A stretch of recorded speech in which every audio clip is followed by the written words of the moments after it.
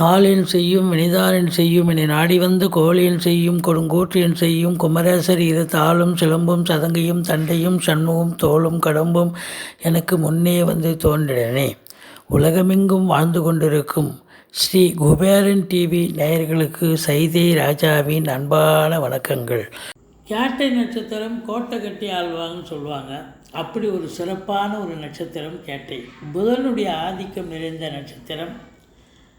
செவ்வாய் பகவானுடைய வீட்டில் விருச்சிக ராசியில் அமர்ந்திருக்கிறார். கேட்டை 1, 2, 3, 4 பாதங்களும் விருச்சிக ராசியில் அமைகின்றன, விழுகின்றன. இப்போ இந்த கேட்டை நட்சத்திரத்தில் பிறந்த விருச்சிக ராசி அன்பர்களுக்கு இந்த ராகு கேது பயிற்சி எப்பேற்பட்ட பலனை வழங்கப் போகிறது அப்படின்னு பார்த்தீங்கன்னா, ரொம்ப சிறப்பாகவே இருக்கும். ஒரு கோடீஸ்வர யோகம், குபேர சம்பத்து அப்படின்னு சொல்லலாம். பாருங்கள், இது கேட்டை நட்சத்திரம். கேது முதல்ல எடுத்துக்கலாம். 11ஆம் இடத்துல இருக்கார். கேதுவுக்கு சொந்த வீடு கிடையாது. யார் வீட்டில் உட்காந்து வேலை ஏஜெண்ட்டாக இருக்காங்களோ அந்த வேலையை தான் செய்வார். அப்போ புதனுடைய வேலையை செய்வார். இது ஏற்கனவே கேட்டை நட்சத்திரம். அவர் புதனுடைய வேலையை செய்வார். அப்போ 11ஆம் இடத்தில் இருக்கிறார் என்று சொன்னால், இந்த கேட்டை நட்சத்திரத்தில் பிறந்த அன்பர்களுக்கு ஒரு பொற்காலம் என்று சொன்னால் மிகையாகாது. இந்த 18 மாத காலமும் உங்கள் காட்டில் மழை, நீங்கள் நினைக்கிறத சாதிக்க போகிறீங்க. உங்களுக்கு பெரிய கொண்டாட்டம் தான் இந்த 18 மாத காலமும் அப்படின்னு சொல்லலாம். ஏன் என்று சொன்னால், இது கேட்டை நட்சத்திரம். கேதுவுக்கு புதன் வீட்டில் அமர்ந்திருக்கிறார். புதனுடைய வேலையை செய்ய போகிறார். அப்போது புதன் ஆகிப்போகுதுங்களா. அப்போது இந்த கேது உங்களுக்கு ரெட்டிப்பு வருமானம். ஏற்கனவே கன்னி வீட்டில் கேது, 11ஆம் இடத்தில் கேது. அப்போ 11ஆம் இடம் ஸ்தான பலம் இல்லையா, 3, 6, 11. அப்போது அமக்கலமான ஒரு நிலை. அதுலேயும் குறிப்பாக அந்த ஜோதிடர்கள், பத்திரிகையில் பணியாற்றக்கூடியவர்கள், மீடியாக்களில் பணிபுரிபவர்கள், ஆசிரியர் பெருமக்கள், சினிமா மற்றும் தொலைக்காட்சி பிரிவில் பணியாற்றக்கூடியவர்கள், டெக்னீஷியன்கள், கிரியேட்டிவிட்டிஸ், வழக்கறிஞர்கள், ஆசிரியர்கள், பேராசிரியர்கள், இலக்கியவாதிகள், சொற்பொழிவாளர்கள், மற்றபடி செவ்வாயினுடைய ஆதிக்கம் நிறைந்த காவல்துறை, தீயணைப்புத்துறை, மருத்துவத்துறை, இராணுவத்துறை போன்ற உயர் அதிகாரிகள், கடைநிலை ஊழியர்கள், அப்புறம் ஐஏஎஸ், ஐபிஎஸ், ஐஎஃப்எஸ், அதற்கு நிகரான பணியில் இருக்கும் அன்பர்கள், இன்னும் பிற அரசு ஊழியர்கள், அத்துணை பேர்களுக்கும் இந்த 18 மாத காலமும் மிக சிறப்பாக இருக்கும். இதையும் தாண்டி ஃப்ளாட் ப்ரமோட்டர்ஸ், பில்டர்ஸ், கட்டிடக் கலைஞர்கள், இடம் வாங்கி விற்கக்கூடிய அன்பர்கள், இவங்களுக்கும் ஒரு பொற்காலம். கேது 11ஆம் இடம். உங்களுடைய தொழில் சிறந்து விளங்கப் போகிறது. நம்பி கடன் வாங்கி தொழிலில் போடுங்க. தொழில் ரெட்டிப்பு வருமானம் உங்களுக்கு இதுவரையில் சரித்திரம் காணாத அளவுக்கு நீங்கள் சம்பாத்தியம் பண்ண போகிறீங்க. கோடீஸ்வர அந்தஸ்தை பெறப்போகிறீர்கள் என்று சொல்லலாம். அதுலேயும் குறிப்பாக பார்த்தீங்கன்னா, வேலைக்கு செல்லக்கூடிய அன்பர்கள் கூட, அது அரசு உத்தியோகமாக இருக்கலாம், தனியார் தொழிலாக இருக்கலாம், அவங்களுக்கும் ப்ரமோஷன், இன்க்ரிமெண்ட் கிடைச்சி தேவையான இடத்துக்கு ட்ரான்ஸ்ஃபர் வாங்கிட்டு போய் என்னென்ன சலுகைகள் கிடைக்கணுமோ அத்தனையும் கிடைக்கக்கூடிய ஒரு காலகட்டம். சந்தோஷமாக வேலை பார்ப்பீங்க. சக ஊழியர்கள் பாராட்டுற அளவுக்கும், நிர்வாகம் உங்களை பாராட்டுற அளவுக்கு நீங்கள் வேலை பார்க்கக்கூடிய ஒரு சூழல் நிச்சயமாக ஏற்படும். இந்த கேது பகவான் 11ல் நினைக்கிறத சாதிக்க போகிறீங்க. நல்ல சம்பாத்தியம் இருந்தால் வீடு, வாசல், மனை, கார், பங்களான்னு இதில் செலவு பண்ணக்கூடிய சுப செலவுகள், குடும்பத்தில் பிள்ளைகளுடைய திருமண செலவு. ஏன்னா 7ஆம் இடத்துல குரு வந்துடுறார். அப்போது இந்த 9 மாதம் கழிச்சு பிள்ளைகளுக்கு திருமண செலவு, அது மாதிரி சுப செலவுகள், வீட்டில் இன்னும் இதர சுப செலவுகள் ஏற்படக்கூடிய அமைப்பை தருவார் இந்த கேது பகவான். அமக்கலமாக செய்வார். அதுவும் ராசியை 3ஆம் பார்வை, 3-11 பார்வை இல்லையா கேதுக்கு, ராசியை பார்க்குறார். ஞானகாரகன். அதனால தான் சொன்னோம், ஜோதிட பெருமக்கள், எழுத்தாளர்கள், கிரியேட்டிவிட்டி, சாஸ்திரம் படிக்கிறவங்க, ஆன்மீகத்தில் இருக்கிறவங்க, இவங்களுக்கெல்லாம் கூட ஒரு சிறப்பான ஒரு பொற்காலம் அப்படின்னு சொல்லலாம். அவங்களுக்கு பணம் காசு சம்பாதிக்கிறாங்க அப்படின்னு சொல்கிறத காட்டிலும் ரெட்டிப்பு அவங்களுக்கு பேர் புகழ் உயரப்போகிறது என்று கூட சொல்லலாம். அடுத்தது உங்களுக்கு 9ஆம் இடத்தை பார்க்கிற தந்தை ஸ்தானம். தந்தை ஸ்தானத்தை தந்தைக்கு சமூகத்தில் பேரு புகழ் அந்தஸ்து உயரும். அவருடைய தொழிலும் சிறப்பாக அமையும். தந்தை உங்களுக்கு நல்லது செய்ய போகிறார். ஆன்மீகத்தில் அதிக நாட்டம் இருக்கும்.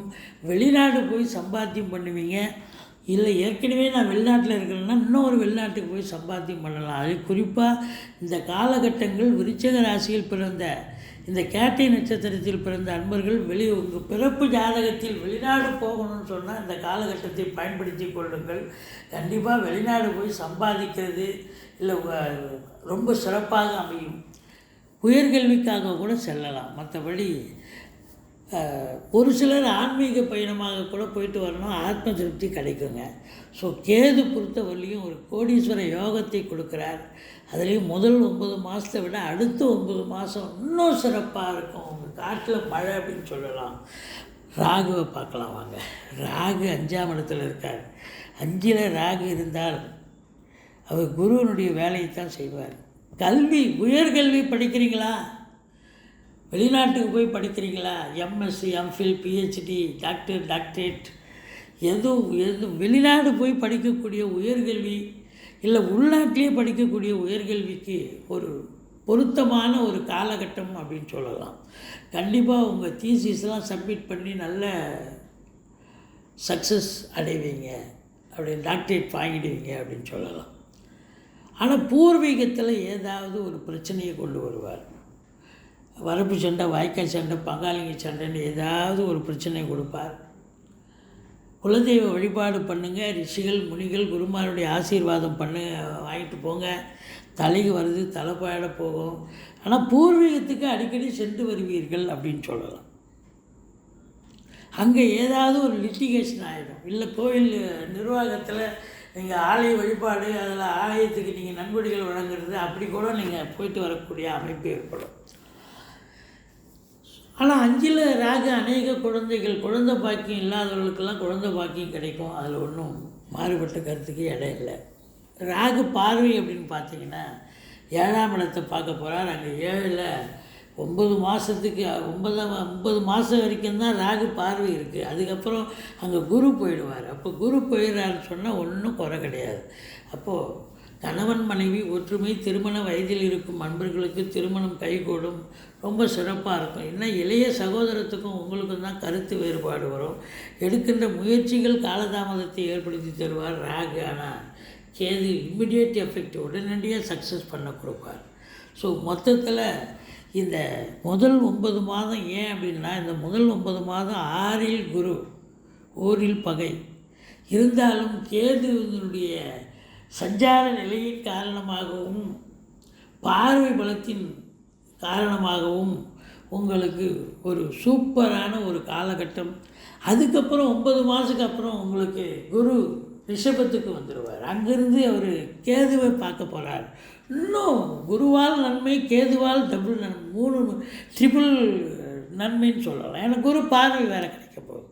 ஏற்கனவே கன்னிராகுக்கு ஒரு ப்ளஸ்ஸு, 11ஆம் இடத்துக்கு ஒரு ப்ளஸ்ஸு, அப்போ குரு பார்வைக்கு இன்னும் ஒரு ப்ளஸ்ஸு, அப்போ 3 ப்ளஸ்ஸுன்னு சொன்னால் அந்த விருச்சிக ராசி அன்பர்கள் ஒரு பொக்கிஷமான ஒரு வாழ்க்கையில் மறக்க முடியாத ஒரு சரித்திரம் படைக்கக்கூடிய ஒரு காலகட்டம் என்று சொன்னால் மிகையாகாது.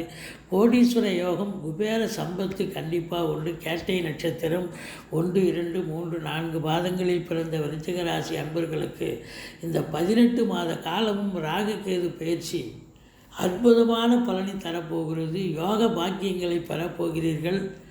சமூகத்தில் உங்களுக்கு பேரு புகழ் அந்தஸ்து உயரப்போகிறது என்று சொன்னால் மிகையாகாது. ஸ்ரீ குபேரன் டிவியை பார்த்தமைக்கு நன்றிகள். மேலும் இது போன்ற தகவல்களை தெரிந்து கொள்ள ஸ்ரீ குபேரன் டிவியை சப்ஸ்கிரைப் செய்யுங்கள். மறக்காமல் பெல் ஐக்கானை கிளிக் செய்யுங்கள்.